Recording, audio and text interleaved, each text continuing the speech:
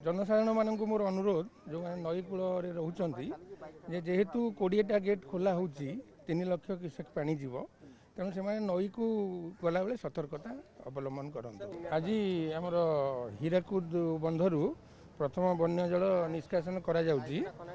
सकाळे 7टारू पूजा अर्चना करी आम 9:30 समय आम बाँ पटर 5टा गेट खोलीचु। बर्तमान डाहाण पटर 2टा गेट खोला चली 12टा बेले पुणी 7टा खोला हम एपटे 5टा सेपटे 2टा आउ 2:30 बेले एपटे 4टा सेपटे 2टा 6टा एमती 20टा गेट खोला हम। मोट बाँ पटे हम 14टा डाहाण पटे 6टा।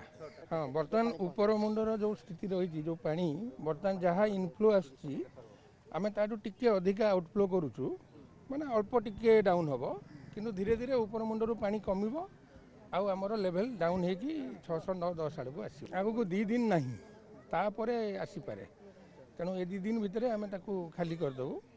आउ जनसाधारण मानक मोर अनुरोध जो मैंने नई कूल रोचे जेहेतु 20टा गेट खोला हो 3 लाख क्यूसेक पानी जीव तेणु से नई को गला बेले सतर्कता अवलम्बन करते। 3 दिन लगे 3-4 दिन ये 3 लाख जाऊँगी से 2 लाख कमी कमी जाए मैक्सिमम 5 लाख ना 5 लाख सेमती बन्या भाया परिस्थिति हम ना। बर्तमान 2 दिन 20 कन्स्टाट रही वर्षा नुहे कमी पारे जदि वर्षा होगी बेसी इनफ्लो आसला देखा आम तो 2 दिन धरिकी पूरा डाकबाजी यंत्र बुलाई आपण मैंने तो न्यूज ना आम सब ऑफिशियल जिलापाल थे आईजी आसते एवं आमर एसपी आसते ना ना।